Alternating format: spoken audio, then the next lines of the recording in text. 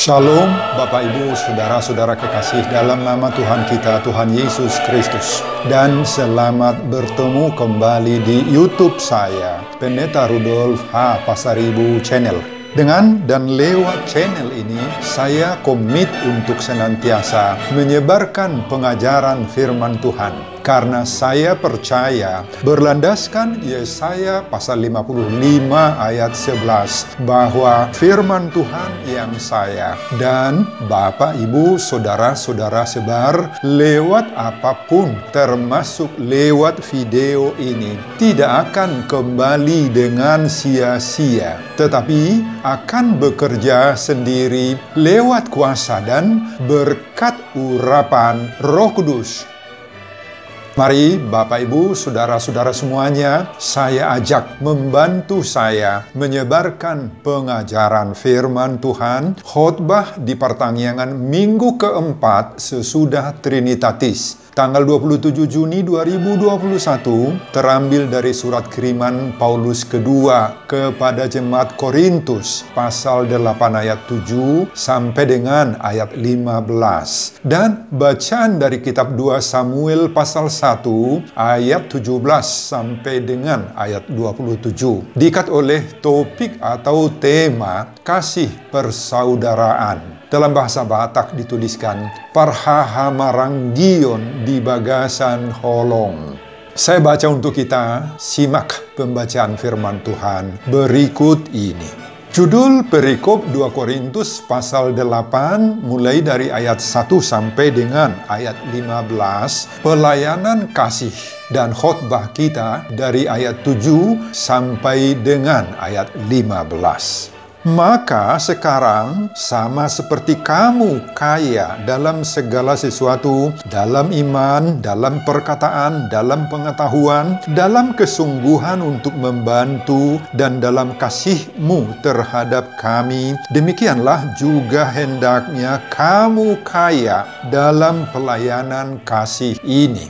Aku mengatakan hal itu bukan sebagai perintah, melainkan dengan menunjukkan usaha orang-orang lain untuk membantu. Aku mau menguji keikhlasan kasih kamu, karena kamu telah mengenal kasih karunia Tuhan kita Yesus Kristus, bahwa Ia yang oleh karena kamu menjadi miskin sekalipun Ia kaya, supaya kamu menjadi kaya oleh karena kemiskinannya.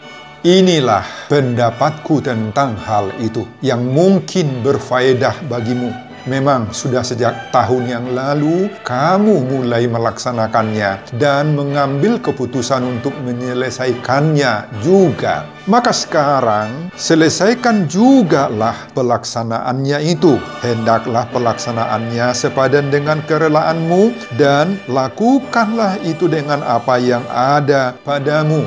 Sebab jika kamu rela untuk memberi, maka pemberianmu akan diterima. Kalau pemberianmu itu berdasarkan apa yang ada padamu, bukan berdasarkan apa yang tidak ada padamu. Sebab kamu dibebani bukanlah supaya orang-orang lain mendapat keringanan, tetapi supaya ada keseimbangan. Maka hendaklah sekarang ini kelebihan kamu mencukupkan kekurangan mereka, agar kelebihan mereka kemudian mencukupkan kekurangan kamu, supaya ada keseimbangan. Seperti ada tertulis, orang yang mengumpulkan banyak tidak kelebihan, dan orang yang mengumpulkan sedikit tidak kekurangan. Bapak, Ibu, dan Saudara-saudara kekasih dalam nama Tuhan kita, Tuhan Yesus Kristus. Khotbah kita di ibadah pertanggihan minggu yang keempat sesudah Trinitatis 27 Juni 2021 berbicara tentang topang menopang dalam kasih sebagai buah iman. Itu dihubungkan dengan topik atau tema minggu kasih persaudaraan, Parhahamaranggion di bagasan holong. Surat Paulus yang kedua kepada jemaat Korintus pasal 8 ini menyangkut upaya penggalangan dana bagi jemaat Kristen di kota Yerusalem yang saat itu sedang menghadapi berbagai-bagai kesulitan. Situasi politik, sosial, dan ekonomi membuat orang Kristen di Yerusalem mengalami berbagai-bagai krisis yang cukup berat dan panjang. Saat itu banyak orang Kristen yang berasal dari Yahudi mengalami penghambatan, pengejaran karena mereka meninggalkan agama semula, agama Yahudi, dan beralih menerima Yesus Kristus, masuk menjadi Kristen. Sebagian dari antara mereka dituduh melawan pemerintah, dituduh barbar karena menurut anggapan banyak orang di saat melaksanakan perjamuan kudus, maka mereka harus membunuh bayi kecil, dagingnya dimakan dan darahnya diminum. Sebagian yang lain ada yang diusir dari tengah-tengah keluarganya. Dan yang lain diberhentikan dari tempat-tempat pekerjaan mereka. Sehingga tidak lagi memiliki sumber-sumber penghidupan. Akibat penderitaan yang berkepanjangan ini, Bapak, Ibu, dan saudara-saudara, banyak dari antara orang Kristen di Yerusalem itu bersembunyi di tempat-tempat sepi seperti di hutan, di gua, di gunung-gunung batu. Sebagian lain ada yang bersembunyi di liang-liang gua bawah tanah. Itulah yang disebut dengan katakombe. Di sanalah mereka bersembunyi, berdoa, dan bahkan beribadah. Demikianlah keadaan jemaat Kristen yang ada di Yerusalem saat itu. Mereka menghadapi berbagai kemelut, sulit mendapatkan nafkah, tidak sempat lagi bekerja, apa di ladang, apa berusaha, dan tidak ada lagi sumber-sumber nafkah hidup mereka. Inilah yang mendorong Paulus untuk melakukan penggalangan dana, meminta uluran tangan, bantuan, dan dukungan material sumbangan tupak dari jemaat-jemaat Kristen yang berserak di berbagai-bagai tempat di perantauan. Dan Paulus prihatin sekali dengan kehidupan jemaat Kristen di Yerusalem ini.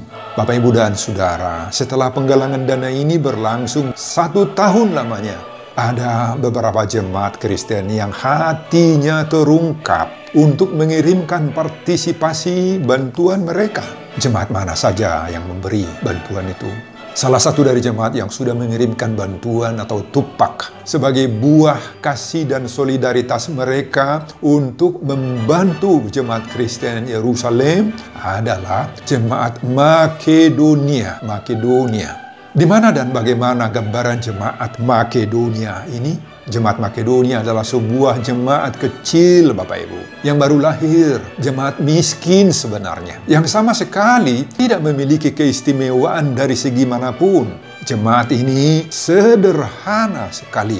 Sebenarnya dari antara anggota jemaat Makedonia ini juga ada yang mengalami penderitaan, sebagaimana dialami oleh jemaat Kristen di Yerusalem tadi. Tetapi justru jemaat kecil seperti Makedonia inilah yang terbuka hatinya untuk mengirimkan persembahan bantuan tupak bagi jemaat Yerusalem, melebihi dari apa yang diharapkan oleh Paulus sendiri. Bahkan pada ayat 3 disebut, Bapak Ibu, di sini sebelum khotbah kita, aku bersaksi bahwa mereka telah memberikan menurut kemampuan mereka, bahkan melampaui kemampuan mereka. Bapak, Ibu, dan saudara-saudara, sebaliknya, justru jemaat besar yang terkenal, banyak di sana orang pintar, ilmuwan, orang kaya, banyak di sana pengusaha yang memiliki sumber-sumber daya yang berlimpah-limpah, berada di kota besar, di pinggiran pelabuhan internasional, ramai. Jemaatnya punya penghasilan dan uang masuk yang besar, yakni Korintus. Ternyata punya tunggu 1 tahun lamanya, tidak memberi apa-apa, lalai dengan janjinya. Perasaan untuk membantu menyumbang manupahi untuk jemaat Yerusalem yang menderita tidak terbuka di dalam diri, dalam hati mereka orang-orang kaya ini. Justru sebaliknya yang terjadi dalam jemaat Korintus ini adalah perpecahan, pergutu-gutuan, pro kontra. Masih ingat ada pro Paulus, ada pro Kefas, pro Apolos, bahkan ada pro Kristus dalam 1 Korintus pasal 3 ayat 1-9. Nah, itu sebabnya Bapak Ibu. Pada pasal 8 ini Paulus menyadarkan, mengingatkan, mendorong jemaat Korintus itu agar mulai terbuka hati mereka untuk menyisihkan sebahagian dari berkat-berkat yang mereka terima dari Tuhan itu untuk membantu jemaat lain seperti jemaat Yerusalem yang menderita itu. Paulus mendorong mereka agar menghidupkan komitmen mereka untuk saling berbagi berkat kepada yang lain. Udah ada komitmen mereka dulu 1 tahun yang lalu. Janganlah kiranya berhenti memberi, janganlah kiranya menjadi lelah memberi, membantu orang, membantu jemaat lain. Hal itu dikatakan oleh Paulus pada ayat 10. Bahwa setahun yang lalu jemaat Korintus ini sudah berjanji untuk memberikan persembahan mereka. Tetapi entah apa yang membuat hingga kini terbengkalai. Janjinya tidak dilaksanakannya. Nah, di sana dituliskan, memang sudah sejak tahun yang lalu kamu mulai melaksanakannya dan mengambil keputusan untuk menyelesaikannya juga. Tetapi sayang sekali jemaat di Korintus itu tidak melaksanakan apa yang telah menjadi komitmen mereka di tahun lalu itu. Mereka sibuk dengan mengurus diri sendiri, lalap marbadai, lalap dengan pro kontra krisis iman. Barulah sekarang Paulus mengingatkan mereka pada ayat 11. Dituliskan di sana, maka sekarang selesaikanlah juga pelaksanaannya itu. Selesaikan itu, udah lama. Saudara, selanjutnya Paulus dalam khotbah ini memberi pemahaman teologis tentang arti dan makna. Memberi, membantu, menyumbang, manupahi secara Kristen. Apa pemahaman teologis dari memberi itu? Pertama, pada ayat 5 dituliskan, mereka memberikan diri mereka pertama-tama kepada Allah. Kemudian oleh karena kehendak Allah juga kepada kami. Dalam hal ini Paulus hendak mengajar juga kita Bapak Ibu bahwa kemauan dan kerelaan untuk memberi ini adalah muncul karena di dalam diri, di dalam hati jemaat Makedonia itu sudah ada kesadaran untuk memberi dirinya, memberi hidupnya kepada siapa? Kepada Allah, kepada Tuhan. Inilah gambaran penyerahan diri yang sungguh-sungguh, yang mutlak kepada Tuhan. Kedua, kita harus mengenal, menyadari, serta mensyukuri bahwa apa yang ada pada diri kita itu adalah karena berkat-berkat Tuhan semata-mata saja. Ketiga, pemberian itu bertujuan untuk adanya keseimbangan. Sebagaimana pada ayat 13-14, ayat 14 dituliskan, maka hendaklah sekarang ini kelebihan kamu mencukupkan kekurangan mereka, agar kelebihan mereka kemudian mencukupkan kekurangan kamu, supaya ada keseimbangan. Saudara, apa yang dapat kita pelajari dari khotbah kita di pertengahan minggu keempat sesudah Trinitatis 27 Juni 2021 yang berbicara tentang topang menopang dalam kasih sebagai buah iman, dihubungkan dengan topik atau tema minggu kasih persaudaraan parhahamaranggion di bagasan holong. Apa yang dapat kita pelajari dari khotbah ini Bapak Ibu? Pertama, mari kita teladani jemaat Makedonia. Mari kita teladani jemaat Makedonia. Jemaat Makedonia adalah jemaat yang tidak saja hanya sangat miskin, tetapi juga mengalami cobaan berat. Itu ditulis dalam 2 Korintus 8 ayat 2 sebelum khotbah ini. Memang tidak disebutkan bagaimana bentuk penderitaan jemaat Makedonia pada waktu itu. Dari sudut kemampuan mereka, seharusnya jemaat Makedonia ini juga masuk dalam daftar yang harus dibantu, disumbang, ditupahi. Belum porsi mereka sebenarnya untuk memberi sumbangan kepada jemaat, kepada orang lain. Kalau dilihat dari segi kemampuan dan keberadaan kondisi situasi hidup mereka saat itu, mereka bisa saja mengatakan, wah, kami kan orang miskin juga, kami kan menghadapi cobaan penderitaan juga, gak mungkinlah kami membantu orang lain. Nah, bisa saja mereka sebut seperti itu. Tetapi ternyata Bapak Ibu, hati jemaat Makedonia ini sangat-sangat terbuka untuk mengulurkan tangannya, membantu orang-orang Kristen Yerusalem.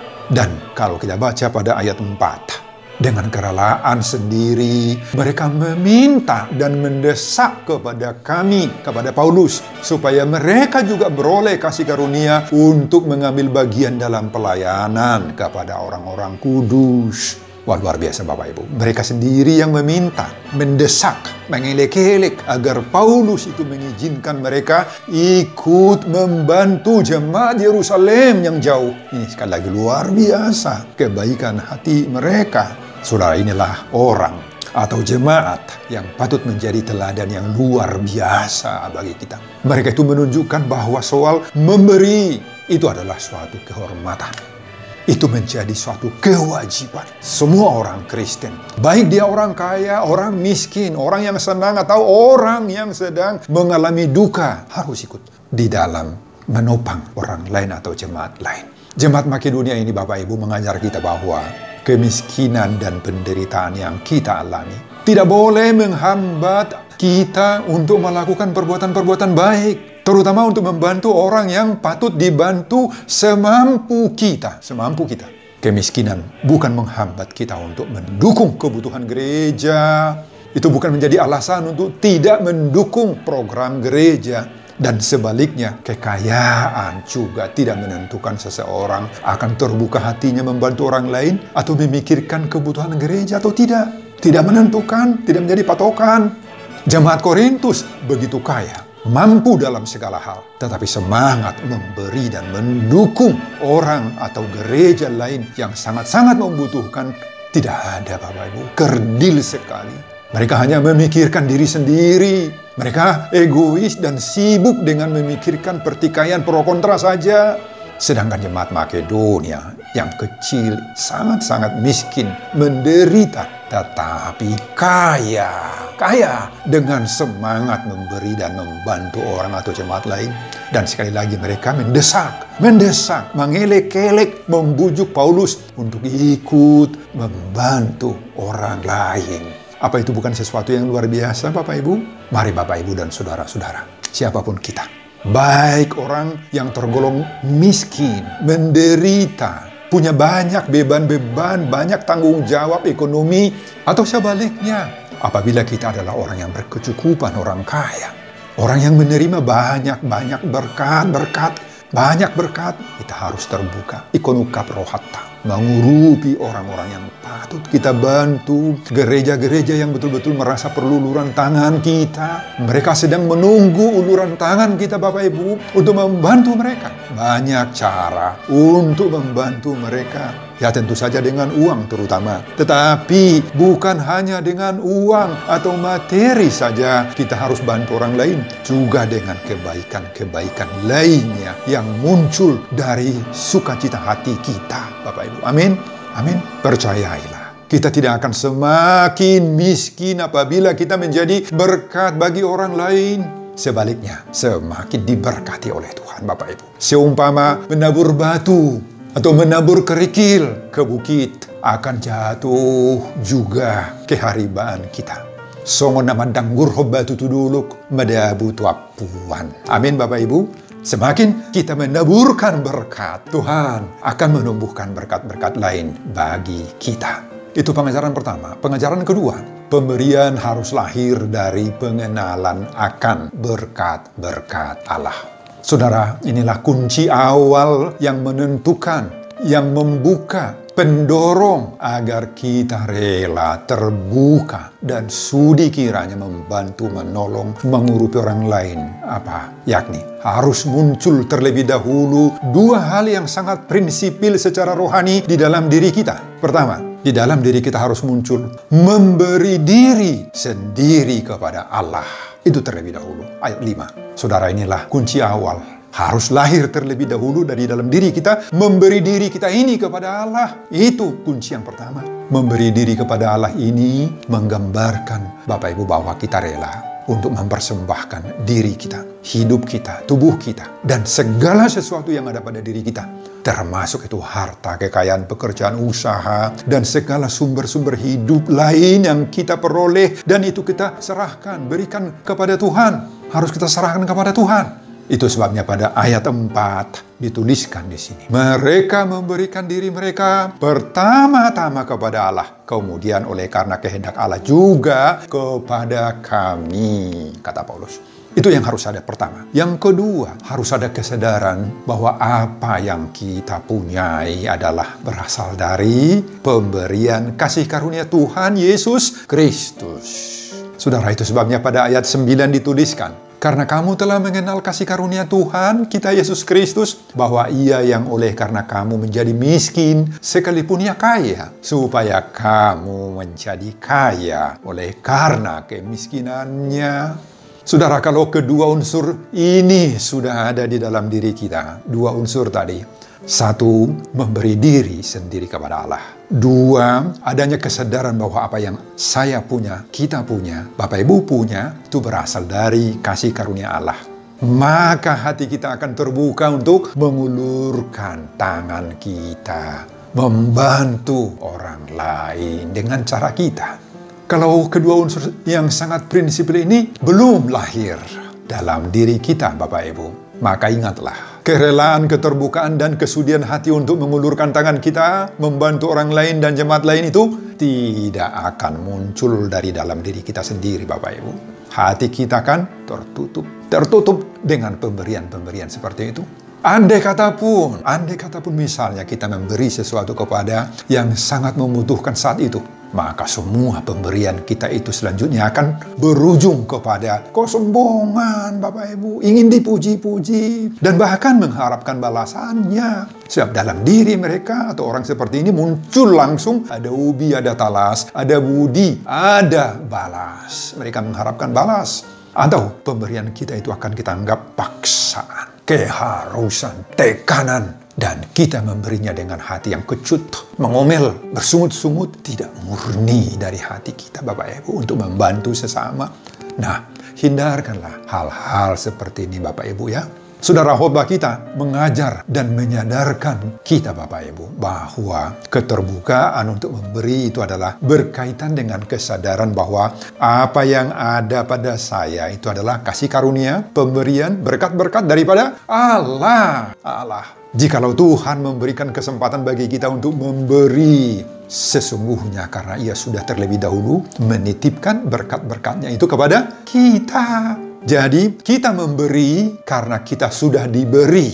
Tuhan sudah terlebih dahulu menitipkan berkat-berkat dan pemberiannya kepada kita. Dari pemberiannya kita memberi kepada orang lain. Amin, Bapak Ibu. Itu pengajaran yang kedua. Pengajaran yang ketiga, hidup dalam keseimbangan, masih tomu-tomuan, karena tidak ada yang sempurna dalam hidup ini. Bapak, Ibu, dan saudara-saudara, pada ayat 14, Paulus mengingatkan jemaat di Korintus agar menyadari keseimbangan hidup ini. Di sana dia tuliskan, maka hendaklah sekarang ini kelebihan kamu mencukupkan kekurangan mereka. Agar kelebihan mereka kemudian mencukupkan kekurangan kamu, supaya ada keseimbangan. Bahasa Batak enak sekali. Anggo saunari, ditomu-tomu na lobi na dihamu mana hurang dinasida. Asa ditomu-tomu nang na lobi na dinasida na hurang dihamu asa gabi dos. Asa gabi dos. Masih tomu-tomuan, Bapak Ibu. Artinya hidup kita ini tidak ada yang serba sempurna. Tidak ada. Jika saya memiliki A, B, C, dan seterusnya, maka orang lain juga memiliki yang sama dengan yang saya punya itu. Dan bahkan mungkin juga melebihi dari yang saya punya. Mereka punya D, E, F, dan seterusnya yang sama sekali tidak ada pada saya. Demikian juga Bapak Ibu. Sebaliknya yang tidak ada pada orang lain itu yang mungkin ada pada saya. Jadi Bapak Ibu, Paulus mau menyadarkan jemaat di Korintus dan bahkan menyadarkan kita di saat ini bahwa pada umumnya hidup manusia ini tidak bisa sama. Tidak mungkin sama rata sama rasa. Manusia ini memiliki kelebihan dan memiliki kekurangannya masing-masing juga. Tidak ada manusia yang selamanya kekurangan terus. Dan tidak ada manusia yang selamanya berlebihan terus-menerus. Jadi Bapak Ibu, kita disadarkan sekarang bahwa karena tidak ada manusia yang sempurna dalam hidup ini, makanya seperti dalam bahasa Batak tadi, masih tomu-tomuan maakan nalubian, dohot nahurangan, asa gabe dos, seimbang mahita. Mau Bapak Ibu masih temu-temuan hita? Bagaimanapun kekayaan seseorang, ada saja kekurangannya. Mungkin kaya dalam hal kepemilikan, ada uang, ada harta, ada material, tetapi miskin dalam yang lain. Miskin dalam hal mentalitas, kerohanian, dalam kekuatan, fisik, dalam pengetahuan, dan lain-lain. Jika saat ini saya mampu memberi A, B, C kepada orang lain, maka pada waktu yang lain, seseorang lain itu juga akan memberi kepada saya yang tidak saya miliki. Ini tidak berarti Bapak Ibu ada hukum balas jasa. Enggak ada ke situ arahnya, bukan. Tetapi hendak memastikan bahwa yang ada pada saya tidak ada pada orang lain. Dan yang tidak ada pada saya ada pada orang lain. Jadi realitas hidup manusia itu adalah saling mengisi, saling mencukupi. Ada rasa ketergantungan, tanda kutip ketergantungan dengan orang lain. Inilah yang disebut tadi dalam bahasa Batak itu, ngolu nama si tomu-tomuan, keseimbangan. Makanya tidak boleh ada yang egois, yang mementingkan diri sendiri Bapak Ibu. Kita ini saling membutuhkan dalam hidup ini. Bapak Ibu dan saudara-saudara, mari kita wujudkan hidup yang saling mengisi. Mulu nama si tomu-tomuan ini seimbang mahita dalam hidup kita. Begitu indah hidup yang seperti ini Bapak Ibu. Saling melengkapi dengan teman, saling masih tomu-tomuan dia karena hurangan dohot nalubian. Seimbang mahita. Dan hidup yang seperti inilah yang didorong oleh tema atau topik minggu keempat sesudah Trinitatis 27 Juni 2021. Yakni hidup dalam kasih persaudaraan Parhahamaranggion di Bagasan Holong. Semoga terrealisir dalam hidup keluarga kita, dalam hidup bertetangga kita, dan dalam relasi hidup bergereja kita. Amin Bapak Ibu.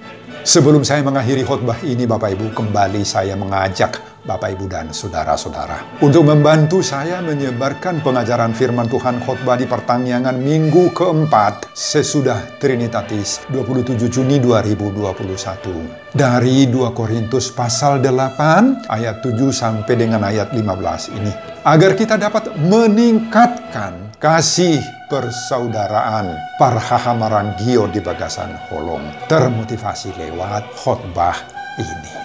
Simak juga video-video khotbah saya yang lain agar Bapak Ibu dan saudara-saudara memiliki sentuhan dan pemahaman rohani yang semakin diperkaya. Buka di YouTube saya, Pendeta Rudolf H. Pasaribu Channel. Selamat mengikuti ibadah pertangyangan di rumah masing-masing buat kita semuanya. Tuhan Yesus memberkati kita. Salum Horas. Amin. Terima kasih untuk firman-Mu. Akan saya taburkan share lewat berbagai media sosial, YouTube, agar supaya banyak orang yang merasa terberkati dengan khotbah ini. Berkatilah setiap jemaat pendengar khotbah ini. Berkatilah hamba-Mu Tuhan dalam persiapan khotbah berikutnya. Dan semuanya untuk kemuliaan kebesaran nama Tuhan di dalam nama Yesus Kristus.